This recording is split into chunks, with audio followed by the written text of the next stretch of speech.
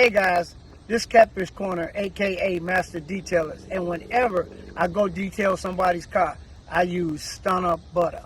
It's a quick two-step process to get your car to a deep glaze. When you applying this for the first time, you got your brick. You spritz this to break it in. Then you spit on the car. Then you take the Stunna Butter, put it on your brick, apply it just like this. Straight lines only. Now, after I apply it, I'm going to let it sit there and cure. You do one panel at a time. And then by the time you get all the way around the car, you'll be ready to take it off. But then when you get ready to remove it, then you have to spritz it like this. Just like this. And easy. Look at that.